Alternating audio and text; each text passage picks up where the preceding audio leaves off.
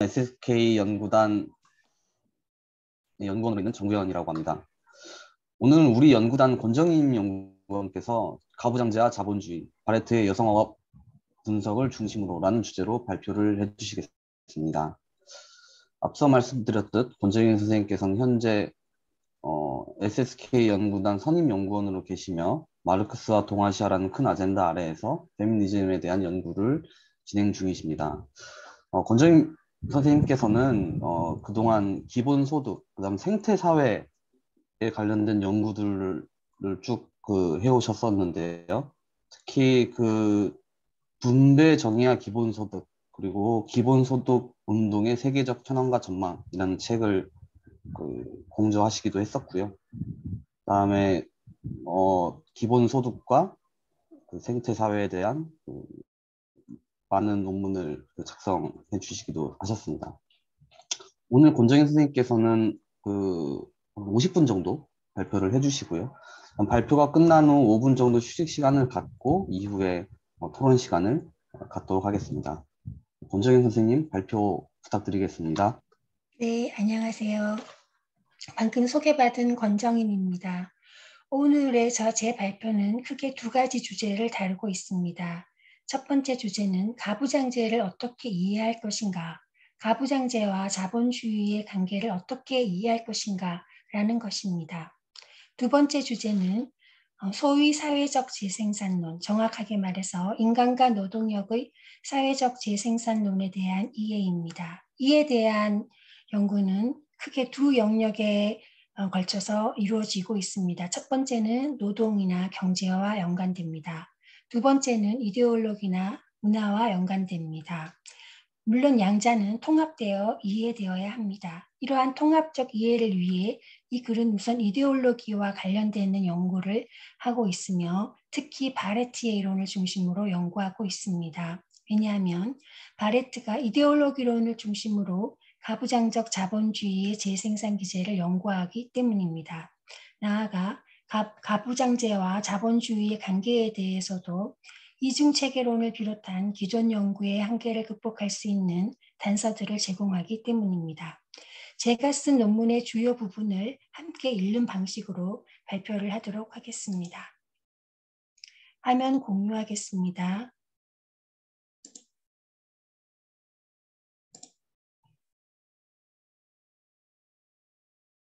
이 글에서는 동아시아를 비롯하여 현대 자본주의 사회에 존재하는 구조적인 젠더 불평등의 이유와 그 특성에 대해 연구한다. 그런데 현대 자본주의 사회의 젠더 불평등을 연구하기 위해서는 한편에서는 완전히 철폐되지 못한 채 전통 사회로부터 내려오고 있는 여성 억압에 대한 비판적 연구가 필요하다. 다른 한편 현대 자본주의의 발전에 대한 비판적 연구가 필요하다. 이러한 문제의식 아래 이 글에서의 연구는 이중체계론과 바레트가 시도한 가부장제 이론과 마르크스주의적인 자본주의 분석의 통합을 중심으로 진행된다. 이중체계론에 대한 문제의식을 배경으로 전개되는 바레트의 논의는 가부장제와 자본주의 간의 교차에 대한 마르크스주의적인 분석의 단서를 제시하고 있다. 뿐만 아니라 그녀의 논의는 비록 불충분하지만 젠더화된 자본주의적 사회재생산 이론을 전개하고 있다. 특히 그녀는 젠더화된 주체의 생산, 재생산의 연구와 관련하여 일정하게 공헌하고 있다. 이런 측면에서 그녀의 논의는 7, 80년대에 전개된 과거의 논쟁으로 치부될 수 없다. 이들의 논의는 여성 억압에 대한 현재의 연구, 나아가 교차성 이론과 사회재생산 이론을 비롯한 여성주의 이론의 발전에 기여한다. 이중체계론에서 가부장제와 자본주의, 급진 여성주의와 이중체계론. 급진 여성주의는 자본주의를 비롯한 다른 생산 양식 또는 계급 지배 같은 다른 지배나 억압으로 환원되어 설명될 수 없는 여성 억압의 고유한 특성에 대한 문제를 제기함으로써 후대의 논의에 큰 영향을 미친다. 이는 밀레티의 성의 정치, 파이어스톤의 성의 병진법 등을 통해 대변된다. 이들은 여성 억압의 고유한 특성을 여성에 대한 남성의 지배를 포괄하는 가부장제로 범주화한다. 예를 들어 밀레티에게 가부장제란 계급보다 엄격하고 통일적이며 지속하는 사회의 정치적 분열로 분석적인 차원에서 그 어떤 생산 양식으로부터도 독립적이며 우선성을 갖는 사회의 근본적 지배 시스템이다. 이러한 전제를 공유하는 파이어스톤은 나아가 가부장제의 물질적 기초를 생물학적 종으로서의 인류의 재생산을 위한 여성의 노동으로 제시한다. 나아가 마르크스주의의 토대 상부 구조 운용을 차용하여 성적 재생산을 위한 사회 조직을 사회의 실질적인 토대로 사회, 경제, 정치적 제도와 철학적, 종교적 이념 등을 상부 구조로 제시한다. 급진 페미니즘의 이러한 보편적 초역사적인 가부장제 개념 및 생물학적 환원주의는 많은 비판을 받는다. 그렇지만 가부장제로 표현되는 여성 억압의 고유한 특성에 대한 문제 제기는 후대에 많은 영향을 미친다. 마르크스주의 여성주의자들에게 이러한 영향은 마르크스주의적인 자본주의 분석과 가부장제를 통합하고자 하는 시도로 표현된다. 이러한 통합의 첫 번째 형태는 현존 사회를 자본주의와 가부장제라는 상호 독립적인 두 체계의 결합으로 설명하는 이중체계 모형이다. 예를 들어 델피는 가부장제의 기초를 가정에서 이루어지는 남성에 의한 여성 노동의 착취로 제시한다. 또한 이러한 착취 방식을 자본주의 생산 양식과 무관한 간의 생산 양식으로 범주화한다. 델피에 따를 때 현존 사회는 가정에서의 간의 생산 양식과 가정 밖에서의 자본주의적 생산 양식으로 구성된다. 델피에게 가부장제와 자본주의의 통합은 결국 공간적으로 분리되어 공존하며 상호 독립적인 두 체계의 병존이다. 하트만은 무엇보다 가부장제와 자본주의 간의 관계에 대해 숙고한다는 점에서 델피와 다르다. 그녀에 따르면 마르크스주의는 역사적 발전, 특히 자본의 역사적 발전에 대해 본질적인 통찰을 제공하지만 그 범주들이 몰성적이다. 반면 여성주의는 몰역사적이며 충분히 유물론적이지 않다. 이러한 판단 아래 그녀는 양자의 통합을 통해 마르크스주의 여성주의 분석의 새로운 방향 설정을 기획한다. 마르크스주의와 극진 여성주의의 통합을 위해 하트만의 시도는 가족의 이해등과 관련하여 일견 바레트의 시도와 유사한 측면이 있다. 이런 측면에서 이 글에서의 연구와 관련하여 다른 이중체계론자들의 시도보다 더 중요하다. 하트만의 기획을 두 차원, 즉 가부장제에 대한 연구라는 차원과 가부장제와 자본주의 간의 관계에 대한 연구라는 차원으로 나누어 살펴보자. 다른 많은 여성주의자들처럼 하트만도 가부장제를 기본적으로 배버적인 의미로 이해한다. 그녀에게 가부장제란 남성 간의 위계적 상호 우정적 연대를 확립하고 이를 통해 남성의 여성 지배를 가능하게 하는 사회관계들의 집합이다. 곧 그녀에게 가부장제란 상호 연대한 남성들의 의식적인 여성 지배다. 이러한 지배는 여성의 노동력에 대한 남성들의 통제라는 물질적인 기초를 갖는다. 또한 이때의 통제는 핵심적인 생산 자원들로의 접근에 대한 여성들의 배제와 여성의 섹슈얼리티에 대한 제한이라는 두 방식으로 달성된다. 다른 여성주의자들처럼 하트만 또한 여성의 아동 양육 정담을 하나의 시스템으로서의 가부장제를 영속시키는 데 있어 결정적인 요소로 본다. 동시에 그녀는 여성이 남성에게 무료로 또는 저렴하게 제공하는 서비스를 가정 내부로 제한하지 않는다. 여성은 가정의 외부에서도 젠더화된 노동 분업에 기초하여 남성에게 저임금을 대가로 서비스를 제공한다. 하트만의 가부장제의 이러한 확장적 특성은 그녀가 계급관계와 마찬가지로 가부장제적 사회관계 또한 학교, 일터, 국가 같은 여러 제도들을 통해 재생산되어야 한다고 본다는 점에 의해 강화된다. 결국 하트만은 가부장제를 남성의 여성 노동 통제를 가능하게 하는 사회구조 모두로 확장한다. 이때 그녀는 가부장제를 영속시키는 사회구조들을 이론적으로 식별할 수 있는 동시에 다른 측면들로부터 분리 가능하다고 본다. 이런 맥락에서 그녀에게 가부장제란 사회 전반에 걸쳐 강범하게 또한 자본주의와 독립적으로 존재하는 연합된 남성의 의식적인 여성 지배 시스템이다. 그녀는 가부장제 시스템이 역사에 따라 그 형태와 강도가 변화한다고 본다. 자본주의와 가부장제의 관계에 있어 하트만은 특히 여성 노동력 통제를 둘러싸고 남성 노동자와 자본가 간의 갈등이 있을 수 있다고 본다. 남성 노동자가 여성 노동을 더 많은 가산 노동의 수행을 위해 통제하려 한다면 남성 자본가는 여성 노동력을 잉여가치보다 많은 착취를 통해 통제하려 한다는 것이다. 그러나 그녀에 따르면 20세기 초 가족임금 제도 곧 남성 가장의 임금으로 가족 생계비를 보장하는 제도에 의해 남성 노동자와 남성 자본가보다 일반화한다면 가부장제와 자본주의 간의 관계는 상호 지지 강화하는 좋은 파트너 관계로 진화하게 된다. 즉, 가족임금을 통해 여성의 가사전당과 함께 노동시장에서의 전도화된 분업과 여성의 저임금이 고착화되어 남성 노동자와 남성 자본가 모두 여성 지배의 수혜자가 된다는 것이다. 이러한 분석에 기반하여 하트만은 여성, 나아가 인류의 해방을 위해 여성주의와 막스주의가 서로 평등하게 연대해야 한다고 강조한다.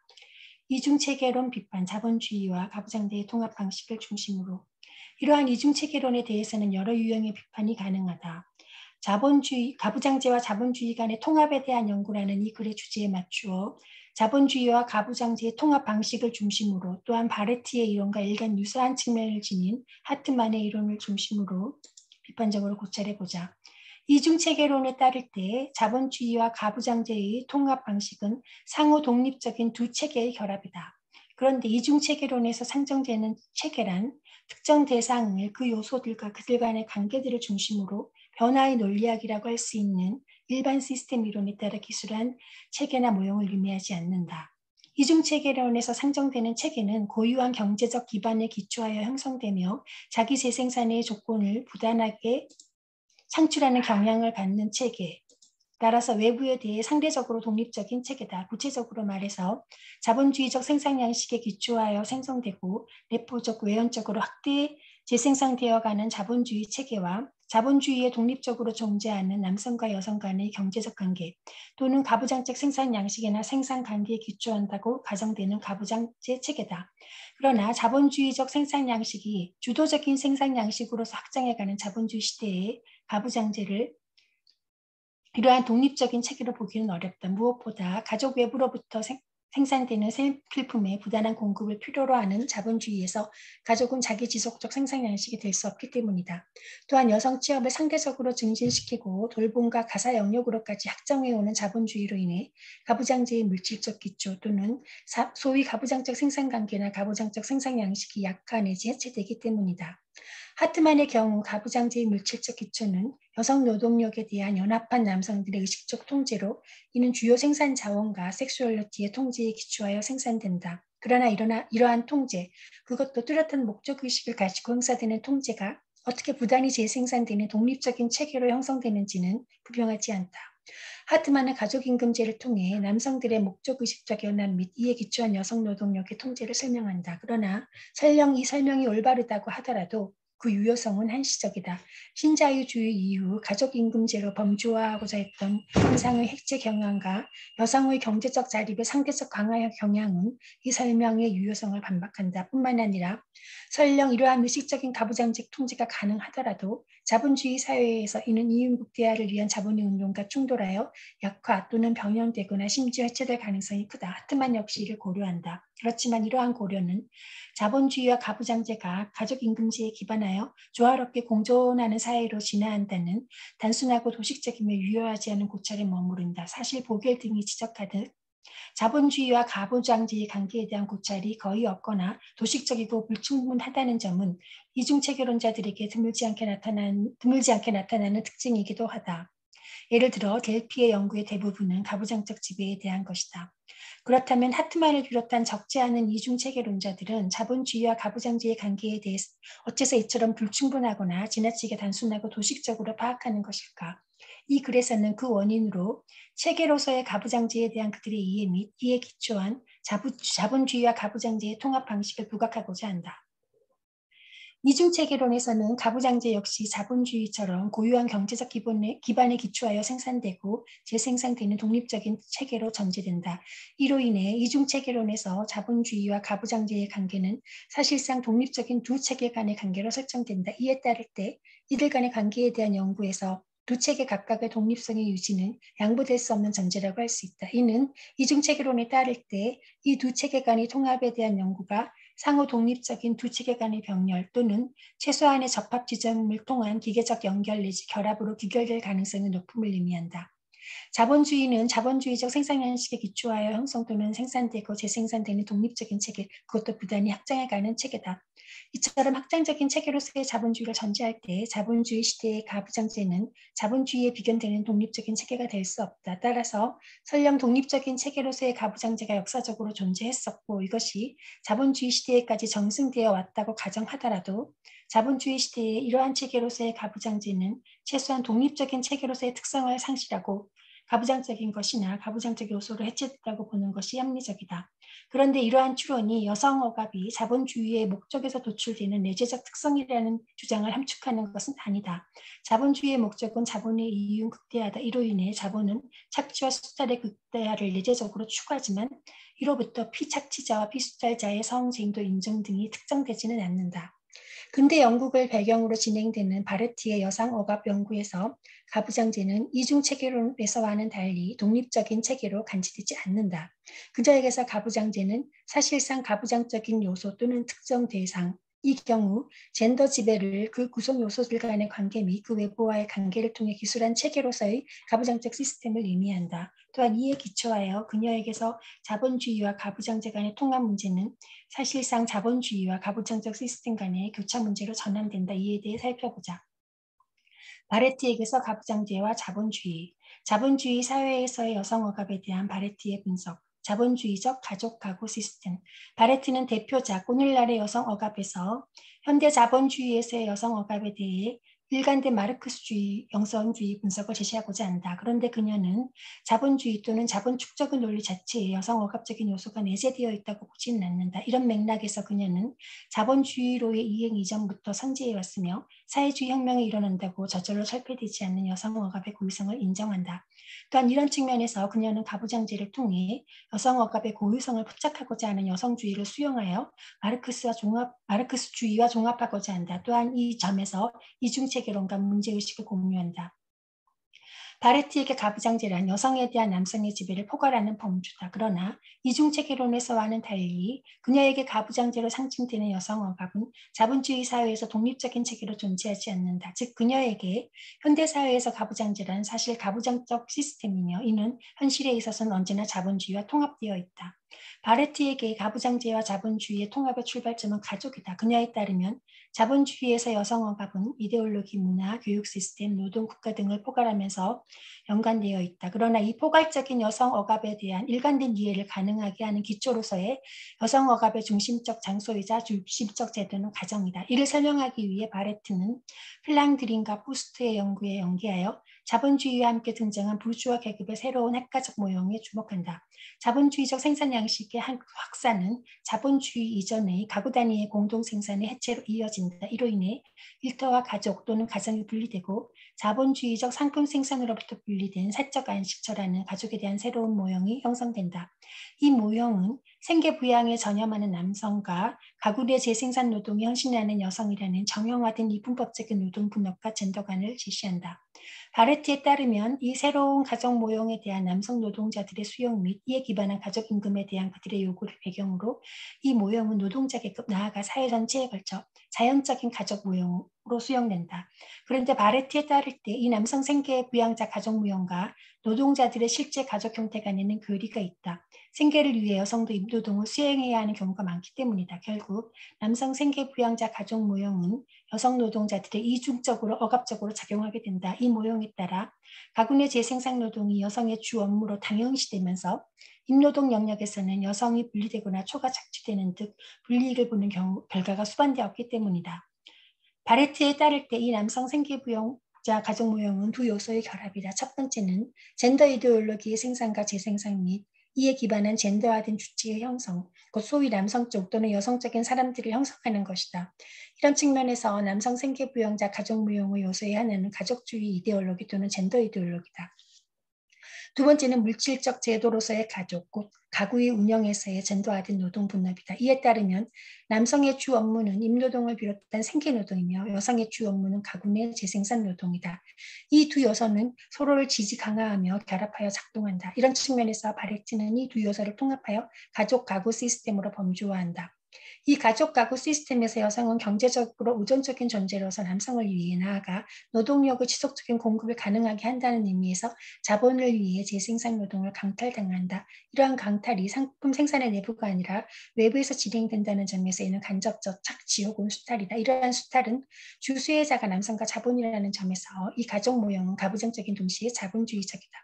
그렇지만 바레트는 이러한 가족 가구 시스템을 통해 재생산 노동이라는 형태로 여성 노동력을 수탈하는 것이 자본의 이윤을 극대화하는 방법이라고 보지는 않는다. 재생산 영역의 저렴한 상품화를 배경으로 가구 성원 모두가 임노동을 수행하는 것이 자본 이윤을 극대화할 수도 있다는 점에서 이는 적절하다.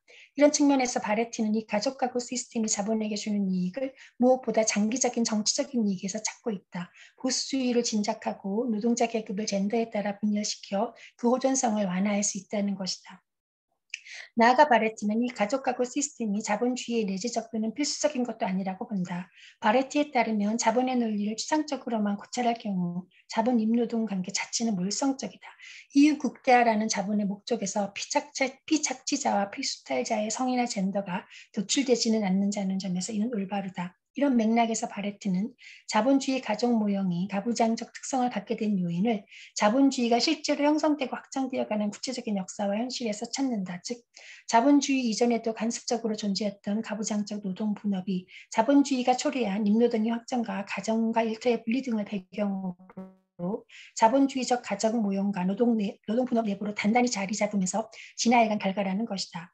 나아가 2차 대전 이후의 남성 생계부양자 모형에 기반하는 각종 복지 국가 정책으로 예시할 수 있듯이 이 가정 가구 시스템은 국가적으로 장려된 제도라는 것이다. 결국 바레트에게서 남성 생계부양자 모형이라는 가족 가구 시스템은 가부장적인 것과 자본주의 간의 마주침 또는 2장 2절에서 후술될 교차선 개념을 사용할 때 교차의 산물이라고 할 수 있다.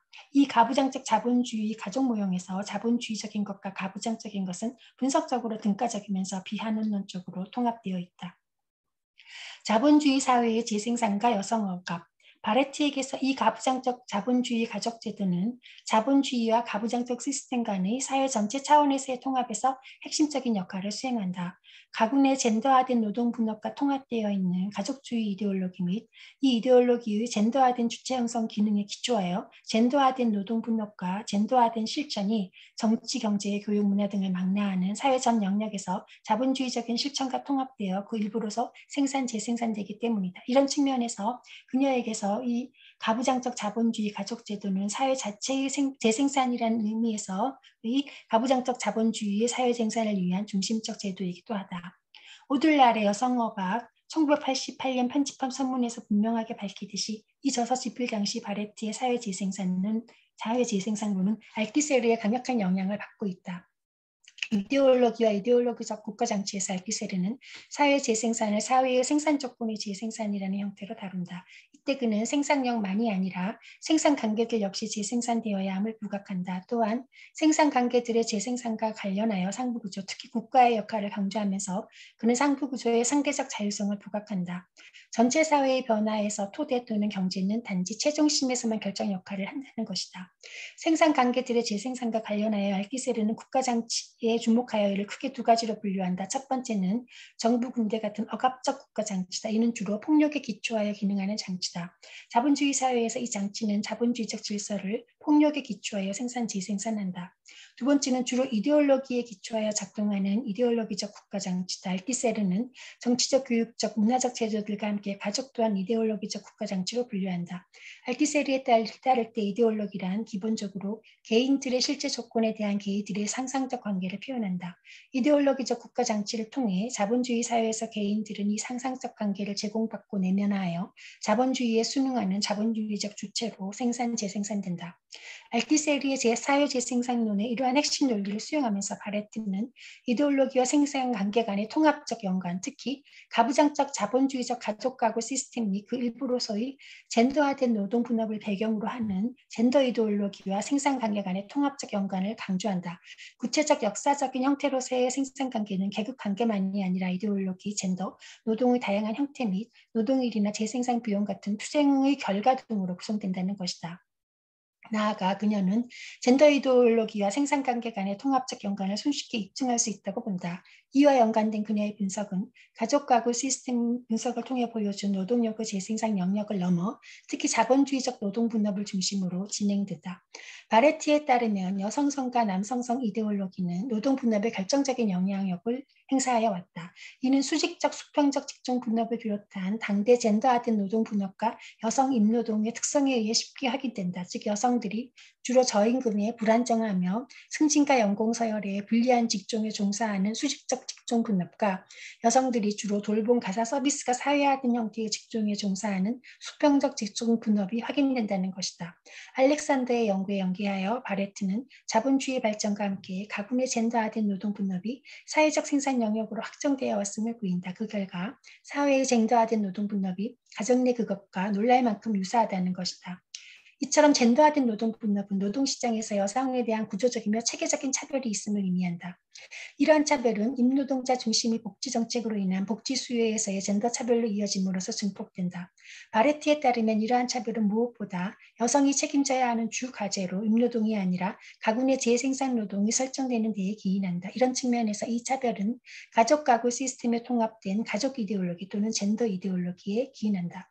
노동력 재생산 시스템으로서의 가구 내 재생산 노동은 노동력의 재생산 비용을 낮추는 한편 특히 기혼 여성의 산업 예비 군화를 통해 임금 일반을 낮추는 효과도 낳는다.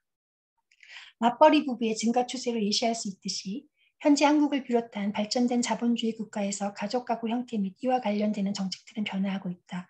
그럼에도 바레트가 제시하는 자본주의적인 가족 가구 모형은 그 이데올로기적인 효과를 통해 현재까지도 작동하고 있다.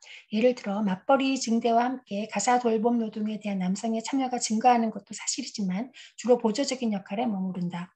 가사 돌봄 노동의 주된 책임자는 여전히 여성으로 인식되고 있는 것이다. 또한 주 40시간 노동규범으로 예시할 수 있듯이 각종 노동정책과 복지정책 역시 남성 중심적으로 설계된다. 곧 돌봄에 책임이 없다고 전제되는 전일제 노동자를 중심으로 설계된다. 나아가 한국 동아시아를 비롯한 여러 나라의 다음과 같은 노동 통계는 7, 80년대에 영국을 배경으로 한 젠더화된 노동 분업에 대한 바레트의 분석이 대부분의 자본주의 국가에서 현재 시점에서도 설득력이 있음을 보여준다. 오늘날 갈수록 자본주의적인 특성을 강화해가는 중국 역시 예외가 아니다. 표 1과 표 2가 보여주듯이 구조적, 체계적 젠더 차별은 무엇보다 남녀 임금 격차로 보여진다. 표 3을 통해 수평적 수직적 직종 분업 체계 또한 확인된다. 표 3에 따르면 모든 나라에서 2열에 있는 남성 취업자 대비 전체 여성 취업자 비율에 비해 여성 관리자 비율이 낮고 여성 서비스 및 판매 종사자 비율이 높게 나타난다. 홍콩을 제외하면 여성 전문가의 비율은 전체 남성 취업자 대비 여성 취업자 비율보다 높게 나타난다. 여성 단순 노무자 비율은 미국, 덴마크, 스웨덴을 제외하고 전체 남성 취업자 대비 여성 취업자 비율보다 높은 것으로 나타난다. 한국과 일본에서 여성 관리자 비율이 특히 낮게 나타난다. 이는 수평적 수직적 직종 분업 체계에서 한국과 일본 여성들이 다른 나라 여성들에 비해 크게 열악한 상황임을 보여준다. 표 4를 통해 우리나라에서 수직적 직종 분업을 확인할 수 있다. 우리나라의 경우 전문가 중 여성의 비율이 전체 남성 취업자 대비 여성 취업자 비율보다 상대적으로 높게 나타나지만 여성 전문가의 임금은 월 평균 285.1만 원으로 남성 전문가의 월 평균 임금 425.5만 원에 크게 못 미치고 있다. 이러한 여성의 상대적 저임금은 전 직종에서 관찰되므로 여성 취업자 대다수가 수직적 직종 분업 체계에서 하위에 놓여 있음을 알 수 있다. 표 5는 2015년 이후에도 전반적으로 비정규직 비중이 늘고 있으며 특히 여자 비정규직 비중이 남성 비정규직 비중보다 절대적으로 높을 뿐만 아니라 더 빠르게 상승함을 보여준다. 자본주의 사회의 이러한 젠더화된 노동 분업으로부터 바레트는 자본주의 사회에서 경제와 이데올로기가 선명하게 분리되어 있지 않다는 결론을 도출한다. 또한 그녀는 젠더 분업이 자본주의적 생산관계의 중요한 요소의 하나라는 결론을 도출한다. 그러나 그녀는 자본주의 경제의 이러한 젠더화가 자본주의적인 계급구조 또는 그 내재적 동락에서 필연적으로 발생하는 것은 아니라고 본다. 바레트에게서 자본주의 경제의 젠더화가 궁극적으로 가족 가구 시스템 및 그 이데올로기의 효과로 설명되고 있다는 점을 고려할 할 때 그녀의 이러한 결론은 당연하다. 그녀에게 이 가족가구 시스템은 자본주의의 내재적 또는 필연적인 시스템이 아니다. 그녀에게 이는 사실상 자본주의와 가부장적 시스템 간의 상호작용을 통해 중첩된 것이다. 이러한 가족가구 시스템을 중심으로 자본주의 경제는 그녀에게서 가부장적 시스템과 다시 한번 상호작용하고 중첩되면서 비아논론적으로 통합되어 있다. 이런 상호작용과 중첩은 나아가 이 가족가구 시스템에 내포된 젠더 이데올로기에 기반하여 교육과 훈련 시스템, 대중매체, 정치 등을 비롯한 전체 사회, 나아 심지어 노동주업 운동에까지 확장된다. 바레트에게서 가부장적 자본주의는 이렇게 생산, 재생산된다. 그런데 가부장적 자본주의 사회의 생산과 재생산에 대한 바레트의 모형이 변화를 사유하기 어려운 정태적인 모형이라는 비판이 있을 수 있다.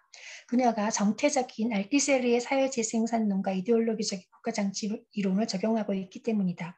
알티세르의 이데올로기적 국가장치 이론의 약점은 이데올로기적 국가장치 또는 제도들이 지배 이데올로기를 일방적으로 주입하는 제도로 제시된다는 점이다. 그 결과 이데올로기의 효과로 형성되는 주체 없이 주입되는 이데올로기에 일방적으로 형성되는 수동적 주체로만 파악된다는 점이다. 그러나 바레트는 주체의 자율적 기능을 가정할 뿐만 아니라 많은 마크스주의자들을 따라 이데올로기 국가장치 내부의 저항과 투쟁을 강조한다. 이는 그녀가 이데올로기 국가장치를 사실은 그람스의 헤게모니 장치 곧 여러 계급과 세력이 사람들의 더 많은 헤게모니 곧 동의를 획득하기 위해 투쟁하는 제도로 해석함을 의미한다. 이에 따를 때 장치 내부에서의 투쟁에 따라 지배 이데올로기가 해체되어 대체될 가능성이 상존한다. 이는 가부장적 자본주의를 극복하기 위한 노력이 이데올로기 국가장치 또는 제대로 매개로 사회 전 영역에서 전개될 수 있고 또한 전개되어야 함을 함축한다. 바레트 이론의 성과와 한계. 앞절에서 자본주의 사회에서의 여성 억압에 대한 바레트의 연구를 살펴보았다. 오늘날의 여성 억압에서의 그녀의 연구는 인종 문제를 비롯한 젠더와 관련될 수 있는 다른 문제에 대해서는 사상하고 있다.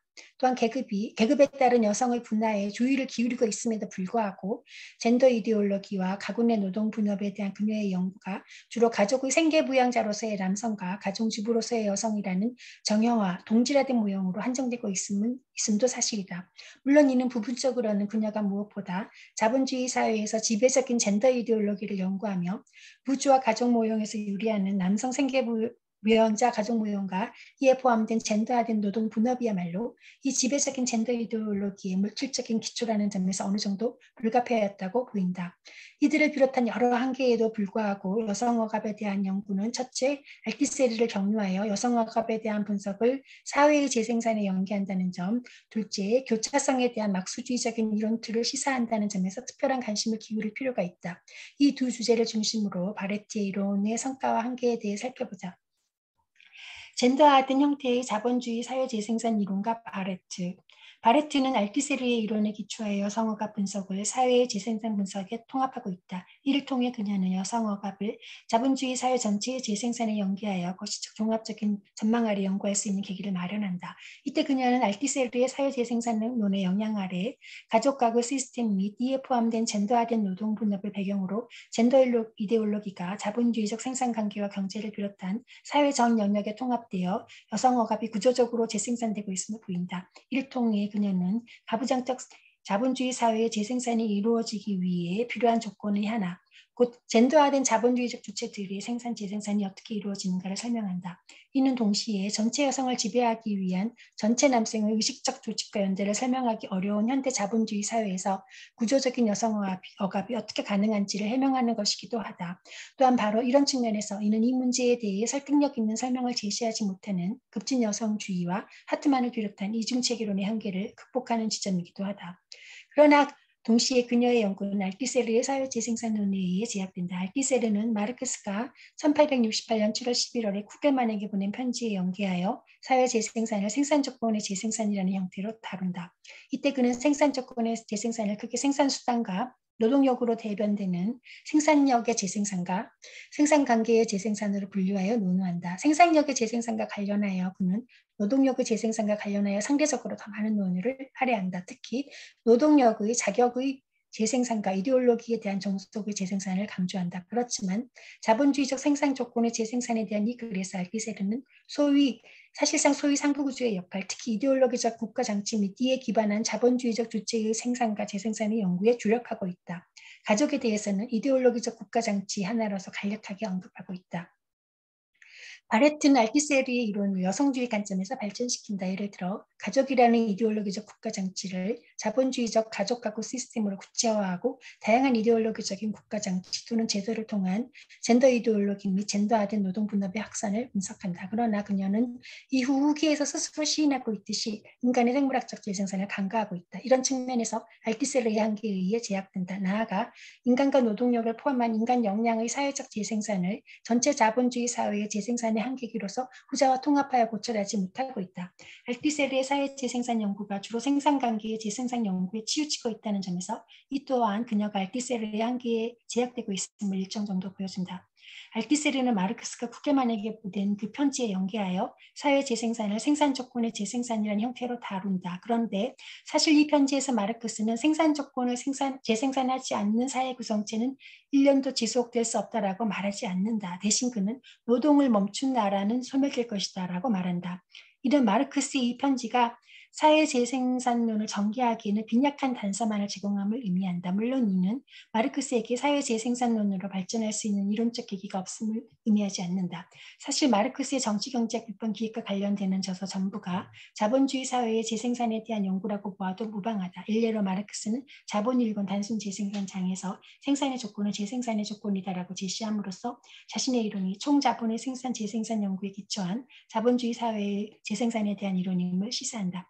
이런 측면에서 바레트는 자본주의 사회에서의 여성 억압의 구조적 분석을 위해 자본으로 대변되는 마르크스의 성과에 연계해야 할 필요가 있다. 알티세르의 이론에 기초하여 바레트는 가부장적 자본주의 사회의 재생산을 위해 필요한 젠더화된 자본주의적 주체들의 생산 재생산을 해명한다. 그러나 가부장적 자본주의 사회의 재생산에 대한 보다 완전한 해명을 위해 바레트의 이러한 성과는 보게르나 바타차리아 등의 시도를 예시할 수 있듯이 자본주의 사회의 재생산에 대한 마르크스의 연구에 연계하여 자본주의 사회 재생산에 대한 젠더화된 형태의 연구로 통합될 필요가 있다.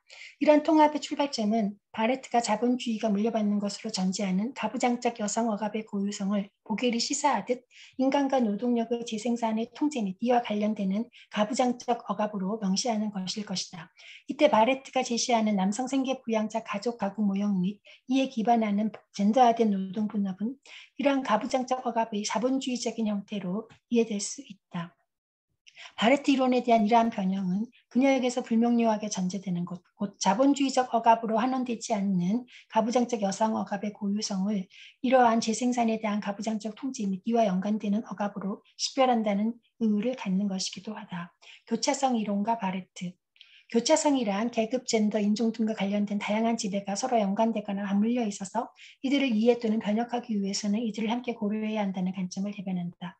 1989년 크렌쇼가 교차성을 최초로 명시적으로 사용하였다. 그러나 많은 교차성 이론가들은 그들의 이론 틀의 기원을 19세기 흑인 여성들의 저작에 두고 있다. 교차성 이론가들은 마르크스주의를 흔히 계급환원주의로 비판한다. 그러나 캄바이강 공동체에 속한 흑인 여성주의자들의 1970년대 저작들로 예시할 수 있듯이 마르크스주의에 기초하는 교차성 이론의 전통도 있다. 이 공동체의 흑인 페미니스트 선언문은 현대사회주의 페미니즘의 정수를 담고 있는 문헌이자 훗날 교차성 분석들이 정교화되는 데 초석을 놓은 것으로 평가된다. 이 공동체는 집단 선언문에서 마르크스 자본주의 경제 분석을 수용함과 동시에 확장의 필요성을 부각하고 있다. 바레트는 교차성 범주를 명시적으로 사용하고 있지는 않다. 또한 인종 문제 등을 사상하고 있다. 그럼에도 불구하고 자본주의 사회에서의 여성 억압에 대한 그녀의 분석은 자본의 지배와 가부장적 여성 지배 간의 교차에 대해 캄바이간 공동체의 선언이나 경험적 연구를 넘어서서 마르크스주의적인 교차성 이론의 발전을 위해 보다 정교한 단서들을 제시한다. 이에 대해 고찰해보자. 마르크스주의에 따를 때 자본주의는 자본주의적 생산 양식이라는 고유한 물질적 기반에 기초하여 생산 재생산되면서 확장해가는 독립적인 체계다. 바레트 역시 자본주의에 대한 이러한 관점을 고유한다. 바레트는 자본주의와는 달리 가부장적 시스템, 적어도 자본주의 사회의 그것을 이러한 독립적인 체계라고 보지는 않는다. 살펴보았듯이 자본주의의 특징의 하나가 부단한 확장임을 전제할 때 자본주의 시대의 비자본주의적인 물질적 기반에 기초하는 독립적인 생산 양식이나 체계 또는 자본주의적인 생산 양식 자체에 내재하지 않는 체계는 결국 해체될 수밖에 없다. 또한 현대사회에서 가부장적 시스템은 생필품 같은 자기 재생산의 물적 조건을 스스로 창출하는 경향이 있는 시스템도 아니다. 이런 측면에서 바레트의 이러한 관점은 타당하다.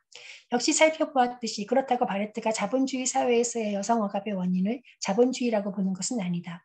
여성 억압은 자본의 필요가 아니다. 이런 측면에서 그녀는 자본주의 이전부터 있어왔고 자본주의적 요소로 환원되지 않는 여성 억압의 고유성을 인정한다. 앞 소절에서 논의하였듯이 그녀가 전제하는 이 여성 억압의 고유성은 인간과 노동력의 재생산에 대한 가부장적 통제 및 이와 관련된 억압이라고 할 수 있다.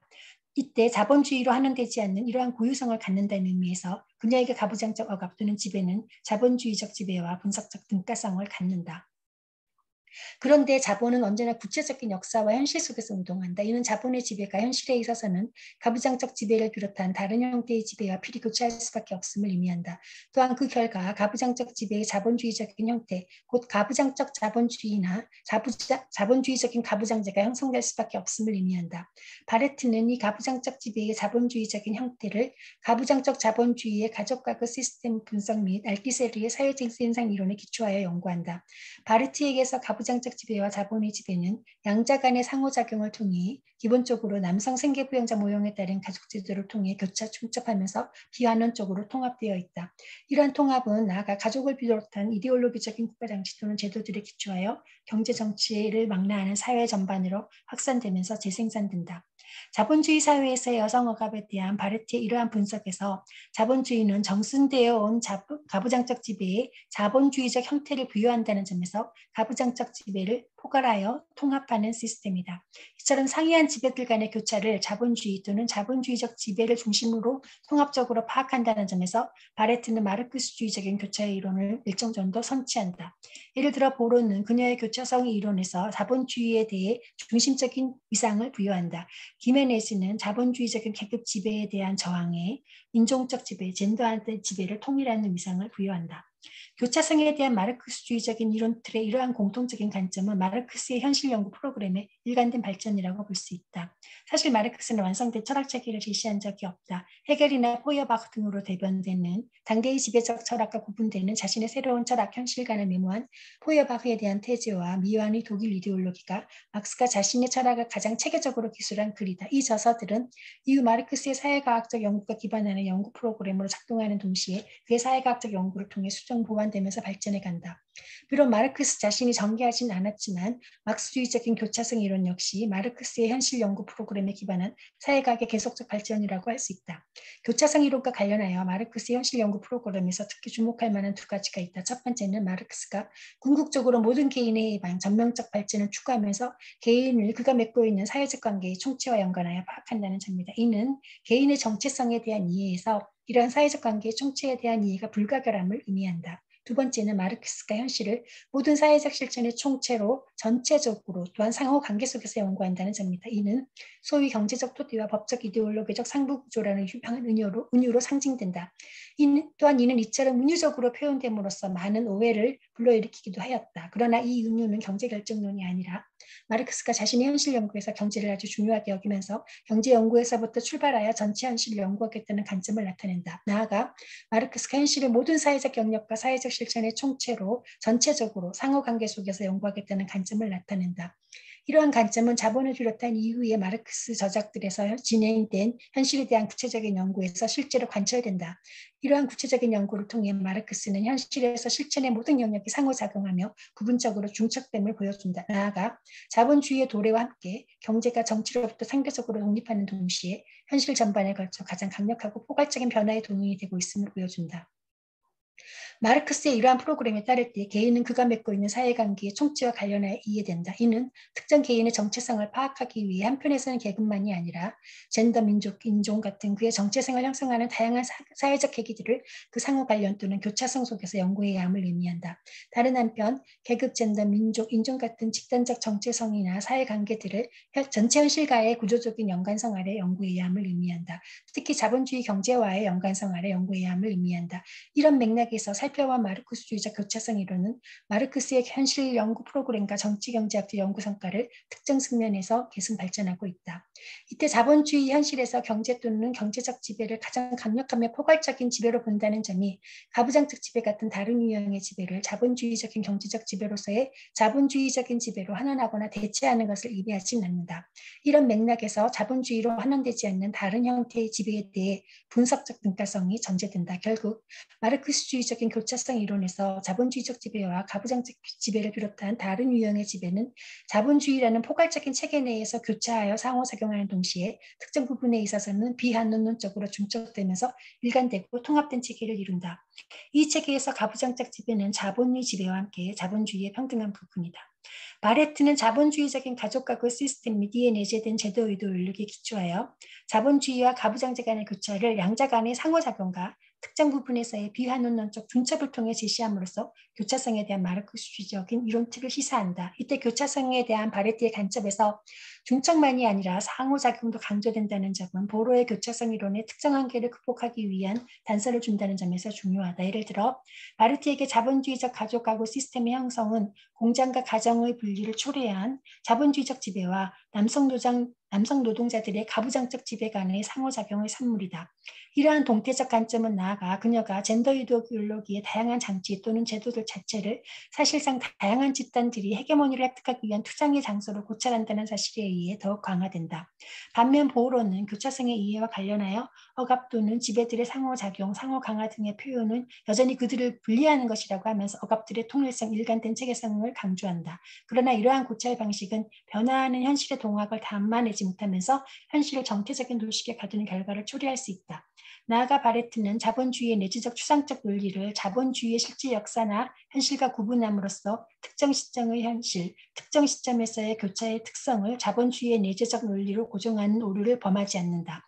반면 보로는 자본주의의 내재적 추상적 논리를 자본주의의 실제 역사나 현실과 구분하지 않는다. 이로 인해 그녀는 자본주의 시대 교차성을 상황에 따라 구체적으로 또한 동체적으로 파악할 수 있는 가능성을 스스로 제약한다. 예를 들어 그녀는 로자 룩셈부르크의 식민지 필수로 곧 자본주의 유지를 위해 식민지배가 필수적이라는 주장을 구비판적으로 수용한다.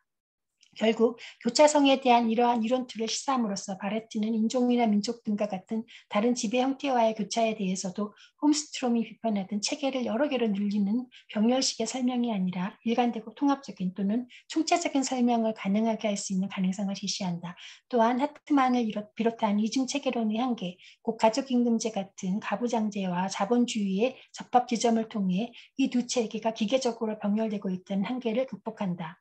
나아가 비마르크스주의적인 교차성 이론 조류들의 특정한 한계들, 예를 들어 자본주의 사회에 대한 전반적 분석이 불충분하다거나 정체성 정치를 주장하는 입장에서 드물지 않게 발견되는 방법론적 개인주의와 지나치게 높은 추상성이라는 한계를 극복할 단서를 시사한다. 네, 이상으로 마치겠습니다. 감사합니다. 예, 권정윤 선생님 장시간 발표해 주셔서 정말 감사합니다.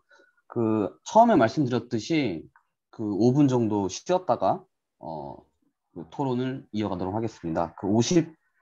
지금 47분인데요. 55분부터 시작하면 될까요? 예. 55분부터 다시 재개하도록 하겠습니다. 네, 감사합니다.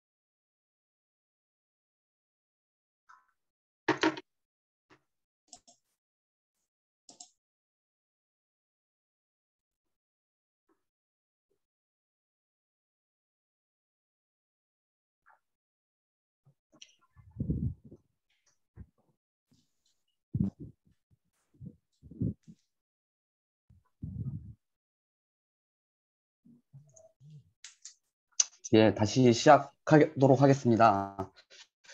그, 저도 이제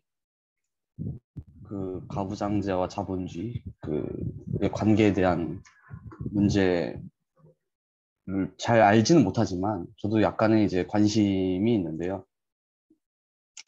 어, 이 관계에 대해서 좀,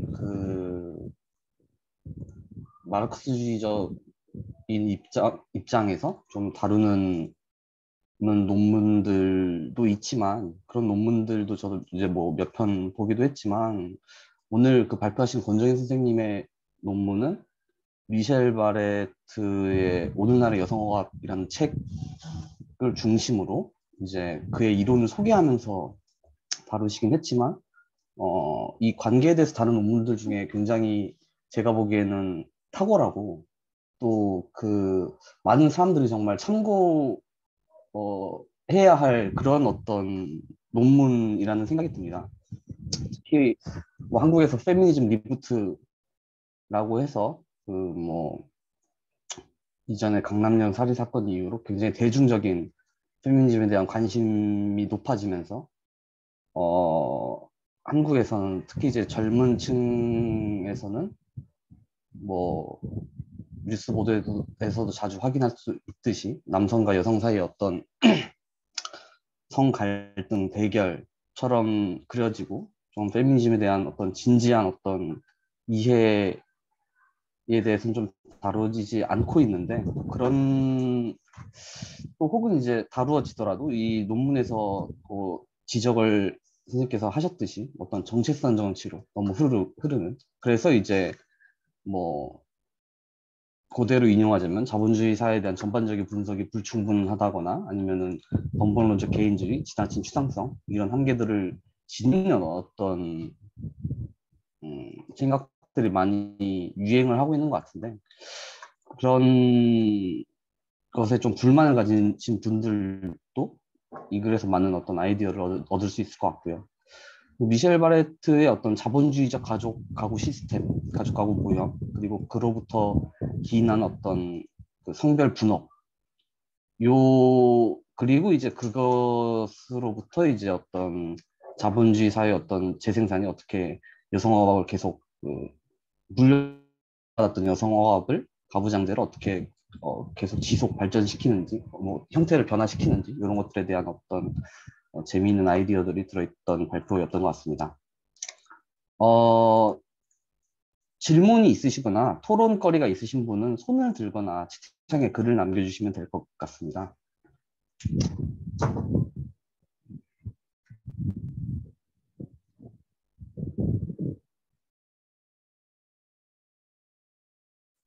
네, 고민재 선생님. 네, 안녕하세요. 권장임 선생님 발표 잘 들었고요. 정말 글을 잘 정리를 해주셔서 이 발표를 듣는데도 무리 없이 이해할 수 있었습니다. 제가 뭐한 가지는 이제 뭐 같이 공유하고 싶은 이야기가 있고, 다른 한 가지는 권정임 선생님께 구체적인 설명을 조금 더 상세하게 해달라고 요구를 할 것인데요. 하나는 아까 언급해주신 그 교차성 개념이나 아니면 교차성 이론에 관한 분석에서 애슐리 보어의 교차성 이론이 그 한계점으로서 이제 자본주의 모든 억압을 종합적으로 이제 다룰 수 있는 자본주의라는 개념을 뭐 개발한다기보다는 그런 개념으로서의 자본주의론을 가지고 있다는 점을 한계라고 이야기를 하신 것 같은데요. 저도 이 부분에 상당 부분 동의합니다. 애슐리 보어의 교차성 이론이 사실은 어떤 자본주의의 어떤 경제적인 메커니즘과 그것 밖에 어떤 정치적 관계를 구별하지 않는다는 점이 상당히 특징적인 글이라고 생각을 해서 그 보어의 한계점으로서 교차성 이론의 자본주의론이라는 것을 지적해 주신 것이 굉장히 공감했습니다. 두 번째로는 선생님께서 이중체계론과 미셸 바르트의 어떤 차이점으로서 이야기하신 비환원주의적인 관계라는 것이 있는데요. 이게 직관적으로는 이해가 될 것 같지만 그래도 구체적으로 설명이 필요할 것 같습니다. 이 이중체계론, 제가 이해하는 바로는 이중체계론에서 가부장제와 자본주의는 상호 의존적이고 상호 필수적인 체계로 이제 관계 지어진다라는 것을 이야기하는 반면 바레트의 경우에는 가부장제가 자본주의에 있어서 필수적인 것은 아니라는 걸 강조하신 것 같은데요. 일단 비환원주의적인 관계라는 것에 대해서 제가 이해한 바가 맞는지 아니면 이제 상세하게 설명해 주실 만한, 보충해 주실 만한 부분이 있는지 설명을 좀 부탁드리겠습니다. 네, 정구현 선생님, 고민지 선생님, 제 부족한 논문을 너무 과찬을 해주셔서 너무 감사하고요. 앞으로 좀 더 좋은 논문을 써달라는 그러한 격려의 말씀으로 수용하겠습니다. 고민지 선생님 질문하고 이제 관련해서 대답을 하고자 한다면은 먼저 바레트하고 관련해 가지고 비환원주의적이다라고 하는 것을 이제 먼저 말씀을 드린다면 어떤 내용이냐면은 바레트에게서 그 여성어 가지고 설명되는 것이 아니다. 이런 것을 이제 계속 강조를 하는 것이었습니다. 그 다음에 이중체계론에서 제가 제 글에서 강조하는 이중체계론의 그 취약점은 그 자본주의라는 것하고 가부장제라고 하는 것이 이중체계론의 관점, 특히 제가 비판했던 그 델피나 하트만 같은 그러한 이중체계론자들의 관점에서는 두 가지가 다 막스주의적인 관점에서 얘기하는 소위 어떤 생산 방식, 그리고 생산 방식하고 이제 서로 통합되어 있는 하나의 독자적이고 독립적인 그 사회 시스템이 있잖아요. 거의 그러한 의미를 가지는 것으로 그 이중체계론에서는 가부장제를 거의 그러한 의미로서 이해하고 있는데 그것은 좀 잘못된 것이다라는 것입니다. 왜냐하면 그 가부장제 그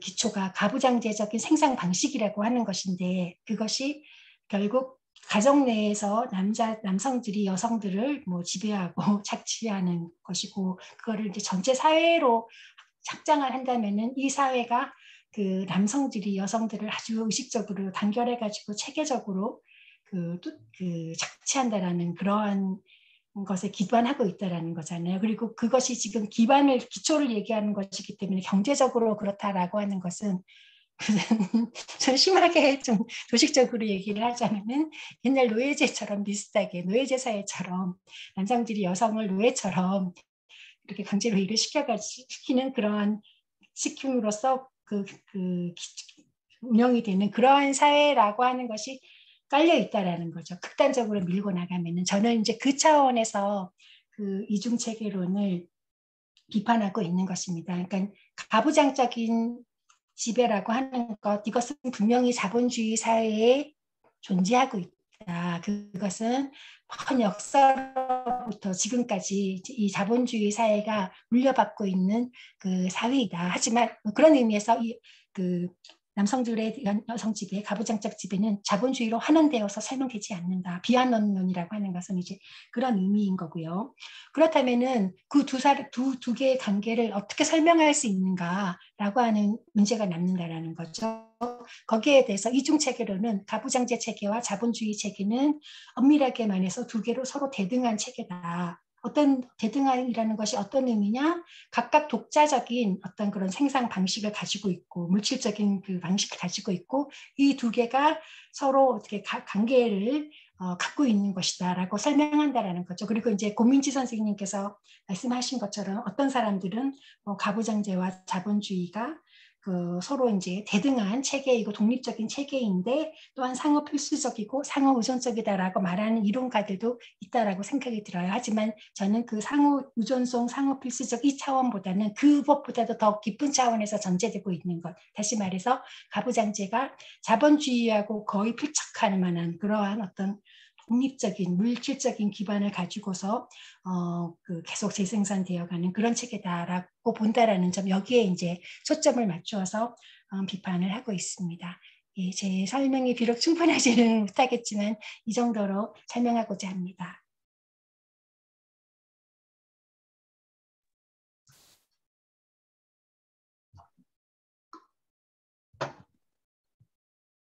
네, 또 다른 질문이나 뭐 토론거리 있으시면 말씀해 주시면 되겠습니다.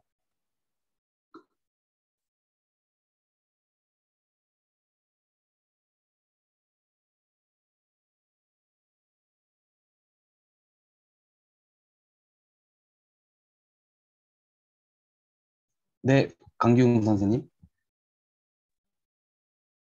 예, 선생님 말씀 잘 들었고요. 자, 너무 어려워가지고 그 대부분 이해를 못했는데요.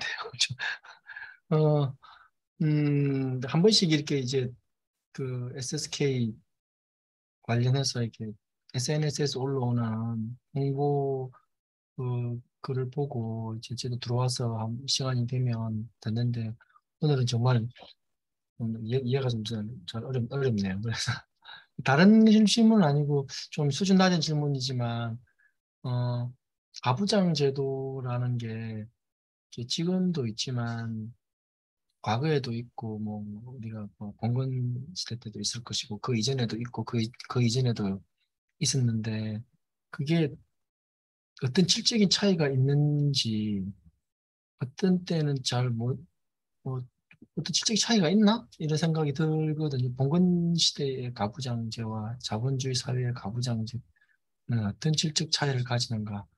너무 수준 낮은 질문인지는 모르겠는데 조금 그 점이 좀 궁금하네요. 네, 이상입니다. 네, 감사합니다. 저 결코 수준 낮은 질문이라고 생각하지 않고요. 제 논문에서 다루고 있지 않은 중요한 질문을 해주셨다고 생각합니다. 가부장제 그러니까 가장 그냥 뭐 아주 가장 쉽게 이해를 한다면은 그냥 남성들에 의한 여성의 지배, 종속 뭐 이렇게 이제 이해할 수 있는데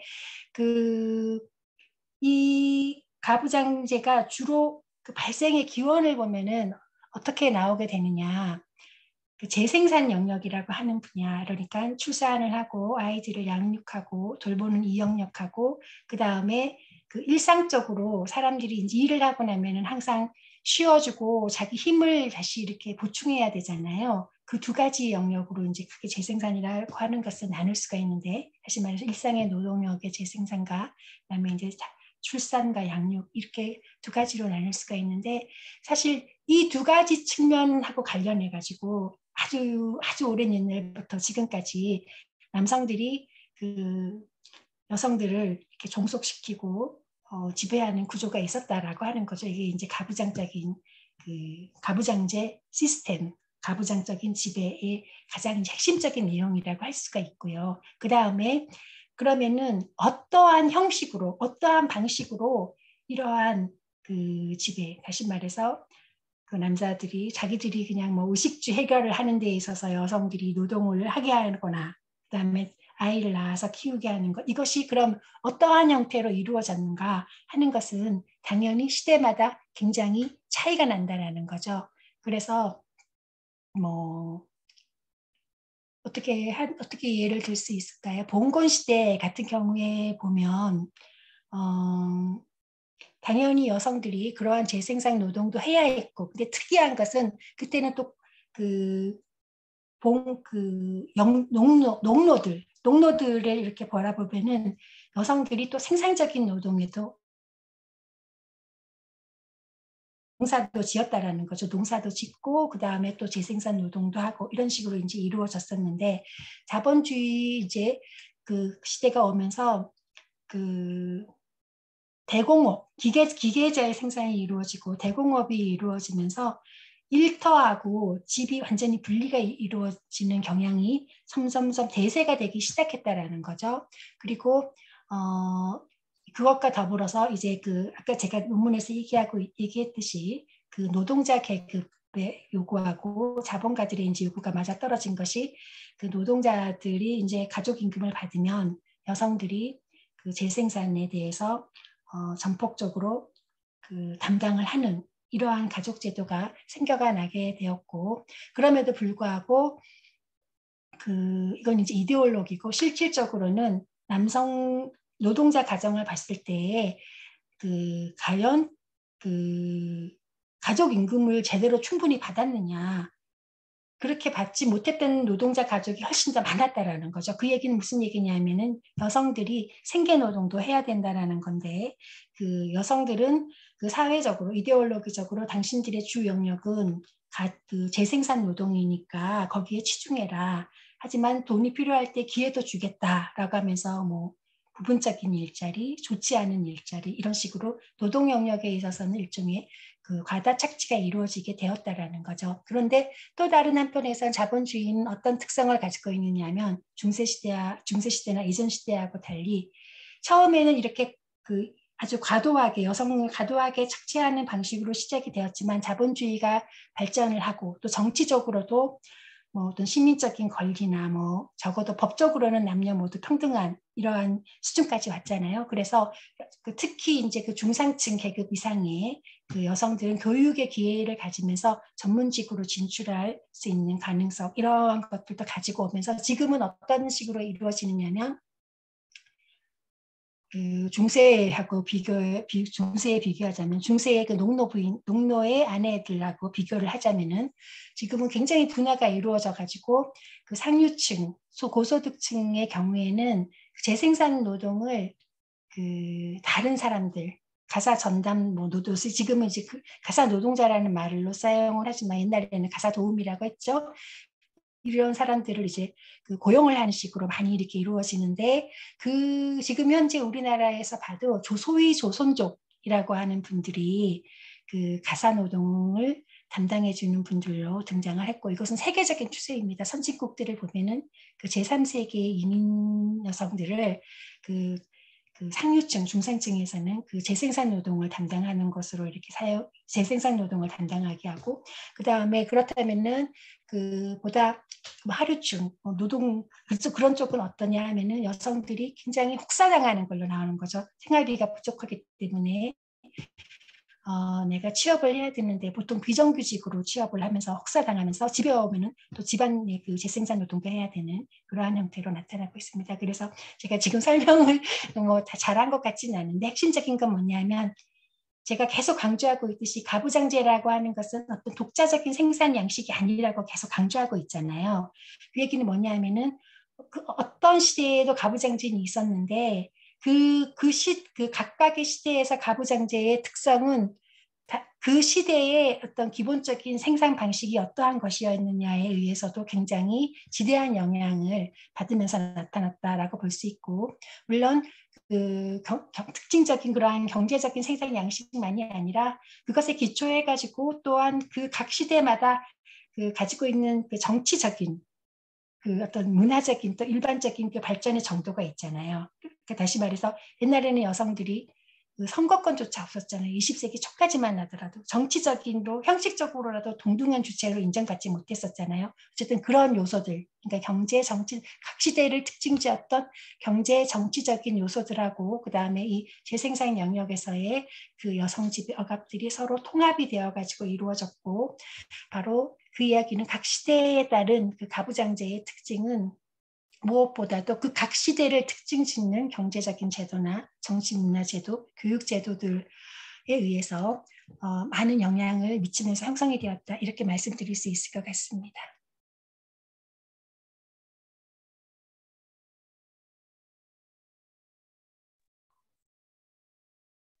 네. 한 가지 더 질문 드려도 될까요? 네, 당연히. 네. 그러면 그러니까 이제 가부장제가 있으면 가부장제 하에서 억압받는 여성들이 가부장제를 거부하는 어떤 시도들이 있었을 거라고 생각할 수 있거든요. 네. 그러면 최근에 어떤 결혼을 하지 않는 것, 그다음에 출생률이 이제 저하하는 것, 네. 이런 것은 그러면 남한 자본주의가 발전하고 남한의 시장 경제가 발전하면서 여성이 이제 경제적으로 독립할 수 있는 그런 기회가 많아지고, 그런 기회를 바탕으로 가부장 제도를 거부하는 형태로, 가부장제 억압을 거부하는 형태로 뭐 여성이 결혼을 원치 않는다든지, 젊은 여성들이 그다음 결혼하더라도 이제 아이를 낳지 않는다든지 하는 게 이제 그런 식으로 나타나는 것으로 해석할 수 있는 건지. 네, 당연히 할 네, 수 있다고 네, 생각합니다. 저는 그리고 그건 일종의 저항이라고 생각합니다. 우리 여성들의. 그러니까 우리들을 더 이상 그렇게 그 뭐 재생산 영역에만 가두어 가지고 그것만을 우리들의 그 주된 과제로 부여하면서 우리 스스로도 활발히 생산 활동이나 다른 데 참여하고 싶은데 그런 기회를 억압하지 말아달라. 그러면서 그 일종의 저항하는 것이라고 할 수 있습니다. 그리고 그것은 또 굉장히 필요하고요. 중요하다고 생각합니다. 왜냐하면 이 자본가 계급들 그리고 자본주의 국가의 입장에서 봤을 때 이것은 재생산의 위기를 의미하는 거거든요.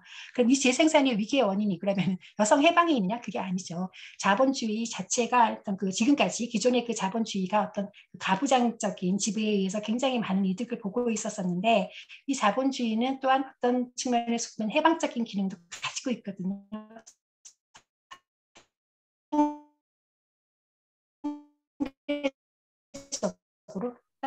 다른 시대에 비해서 아까 전에 말씀하신 것이 지금까지 과도하게 요구되어 왔었던 그러한 그 재생산에 대한 그러한 그 부담을 거부하기 시작을 하면서 그 이제 이런 위기가 시작이 되는 거고 그리고 여성들이 저항을 하니까 자본 이 국가는 거기에 대해서 개입하지 않으면 안 된다라는 거죠. 근데 이 개입이 과거처럼 여성들을 억압하는 방식으로는 결코 이루어질 수 없고 이 그 재생산이라고 하는 것을 어떤 식으로든지 그 부담을 굉장히 줄여주면서 그러니까 사회가 많이 이렇게 책임을 맡으면서 여성들에 대한 부담을 굉장히 줄여주고 나아가서 남성과 여성 모두가 좀 평등할 수 있게끔 그렇게 갈 수밖에 그렇게 이제 그런 정책을 할 수밖에 없는데 그러한 정책으로 가게끔 하는데 굉장히 중요한 역할을 하는 것이 바로 그 여성들의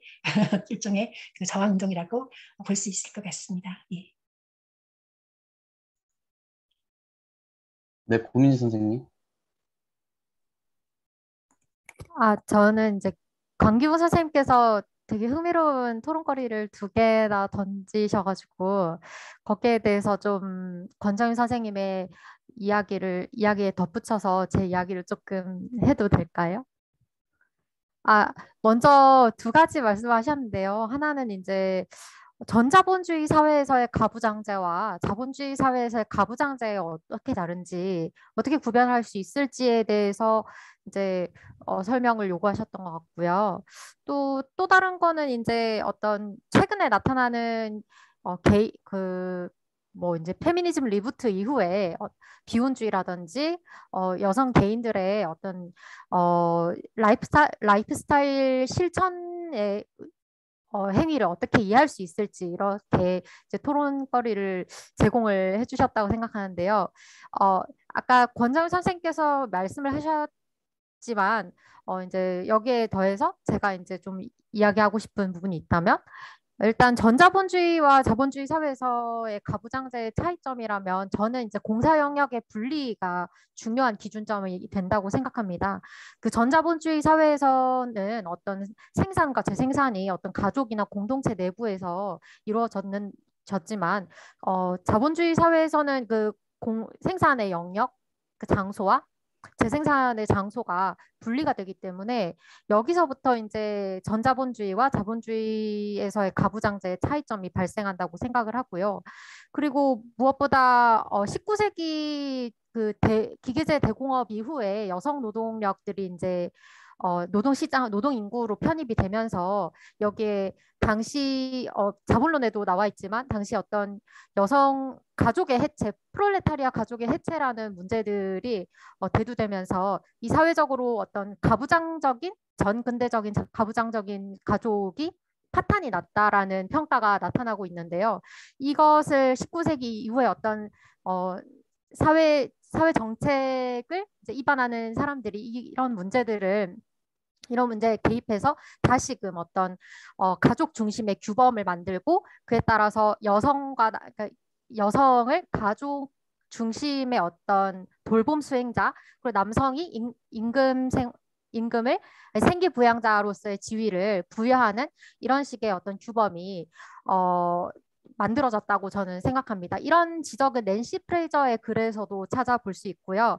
그리고 마찬가지로 미국에서는 20세기 중반에 나타난 어떤 미국적인 생활 양식, 뭐 교회 생활 가족의 모습이 대표적인 어떤 가부장적인 규범을 재구조화해서 만들어낸 어떤 자본주의적인 사회재 생산의 장소로서의 가족이라고 하는 모델을 만들어냈다고 생각을 하고요. 오늘날 어떤 비혼주의와 같은 최근 여성 개인들의 어떤 규범에 저항하는 개인적인 실천 역시도 그런 가부장적인 사회재 생산 혹은 가족 규범이라고 하는 규범에 저항하고 수행하지 않는 것이라고 보는데요. 이런 상황은 저는 이제 개인적인 실천에 대해서 어떤 평가를 하기보다는 이런 상황이 이제 더 이상 이 가족 중심의 재생산 구조 그리고 특히 여성에게 그런 재생산의 역할을 부여하는 이런 규범이 한국에서 더 이상 작동하지 않는 굉장히 이런 아노미적인 상황을 초래한 것이 아닌가 이렇게 이해를 하고 있습니다. 감사합니다. 여기까지 하겠습니다.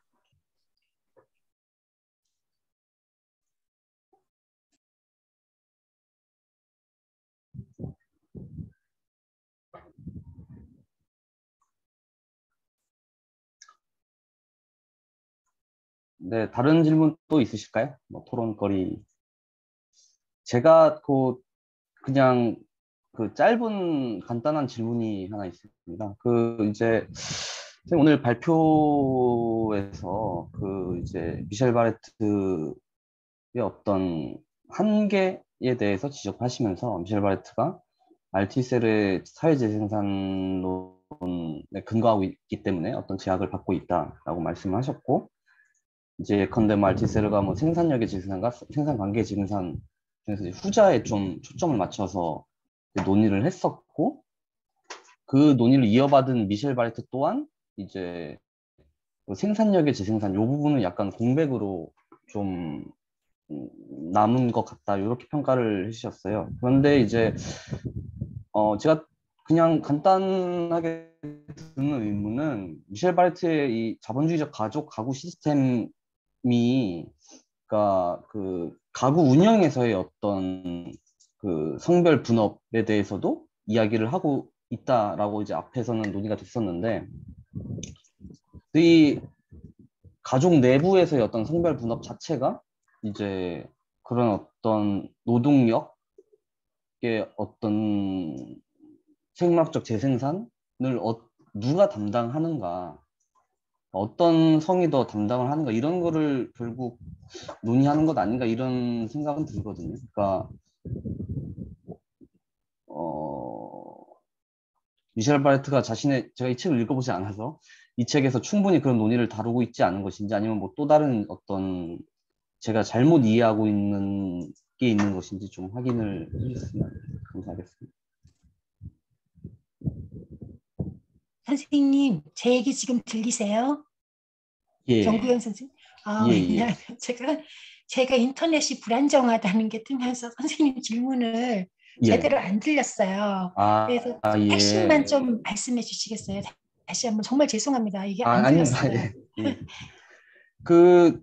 이제 미셸 바레트가 예. 그러니까 알티스의 사회재생산론에 근거하고 있기 때문에 생산 관계 재생산은 좀 다르지만 생산력의 재생산은 좀 공백으로 남아 있다라고 말씀하셨는데, 예. 바레트의 가구 시스템은 가정 내부에서의 어떤 성별 분업, 그러니까 결국은 가사노동을 누가 하냐도 다루고 있지 않습니까? 바레트의 가족 가구 시스템에서는 그러니까 예. 거의 체계적으로 예. 거의 그 제도적으로 그 여성들이 그 재생산 노동을 주책임자로서 그 만들어지고 강요된다라는 거죠. 제 얘기 들리셨나요? 조금 끊겼습니다. 예.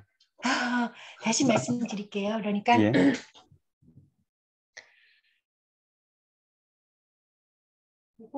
또 끊기네요. 알티세르는 예, 분명히 예, 예, 이제 들리시나요? 예, 예, 예. 그러니까 제가 선생님 질문을 전체를 다 알아듣지 못한 상황에서 답하겠습니다. 그렇게 이해해 주세요. 그러니까 그 정구영 선생님께서는 매우 드무신 아주 귀하신 여성 해방주의적인 남성입니다. 그래서 그런 질문을 하실 수 있어요. 내가 결혼을 하면 나는 나의 그 부인에게 뭐 나의 반려자에게만 집안일을 결코 전담시키지 않을 거야.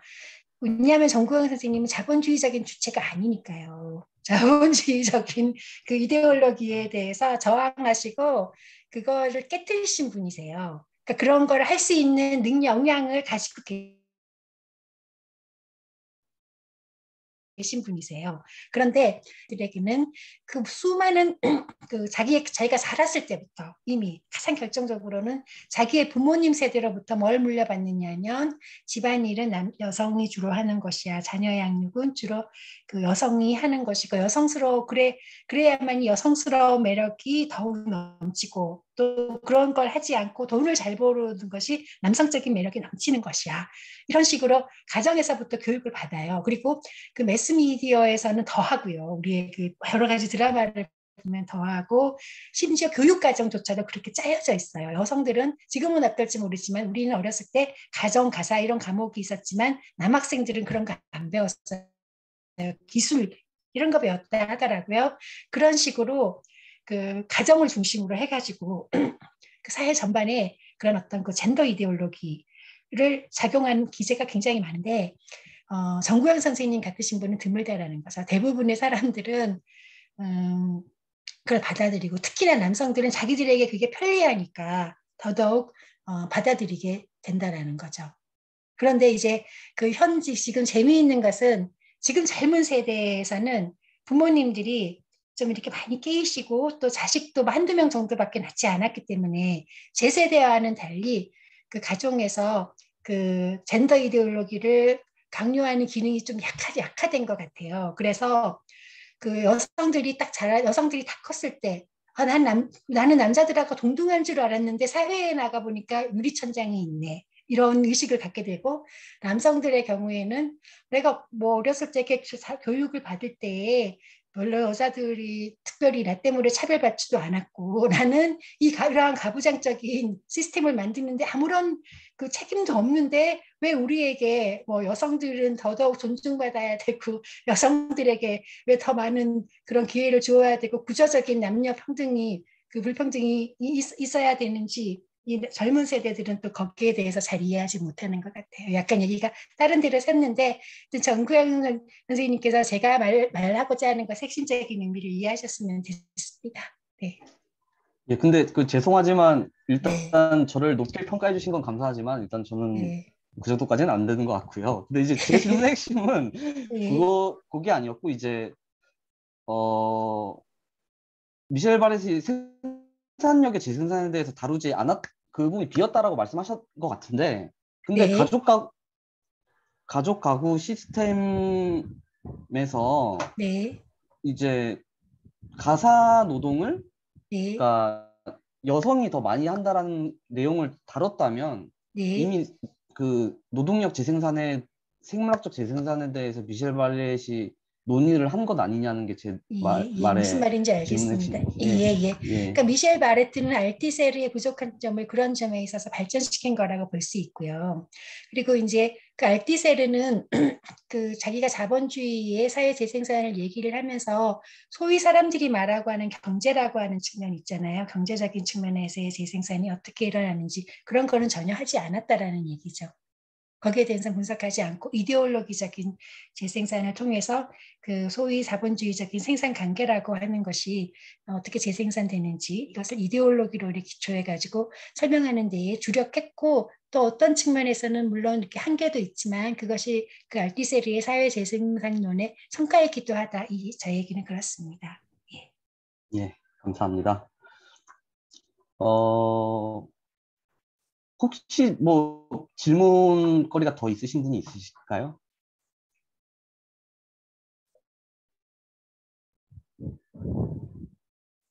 예, 없으시다면 오늘은 그 준비했던 그 시간이 지금 다 된 것 같습니다. 예. 권정희 선생님 혹시 그 정리 발언 하시겠습니까? 아니요. 예, 그냥 너무 알겠습니다. 감사합니다. 예, 예. 예. 오늘 좋은 발표 해주신 권정희 선생님께 다시 한번 감사의 말씀드리고요. 또 참석해 주신 분들께 모두 감사의 말씀드립니다. 예, 감사합니다. 네, 감사합니다.